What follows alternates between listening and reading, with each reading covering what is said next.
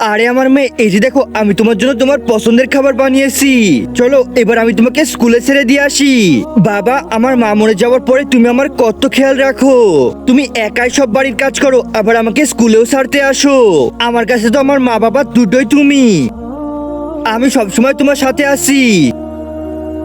এই তো তোমার স্কুল চলে এসেছে। বাবা আমাকে বিকালে নিতে আসবে তো? হ্যাঁ, আমি নিশ্চয়ই আসবো। বাবা তুমি চলে এসেছো? হ্যাঁ আমি চলে এসেছি, চলো এবার বাসায় যাই। আর এই সাইকেল মানুষ ছাড়া কিভাবে চলছে? আমার মেয়ের স্কুল ছুটির সময় হয়ে গেছে। একজন মা কতটা আপন হয়, যাদের মা নাই তাদেরকে জিজ্ঞেস করো। তাই আজকে যারা মাকে ভালোবাসো তারা একটি লাইক আর একটি সাবস্ক্রাইব করে দাও, আর যদি না ভালোবাসো তাহলে এই ভিডিওটা থেকে দূরে থাকো। স্কুল ছুটি দিয়ে দিবে, তাড়াতাড়ি যাই।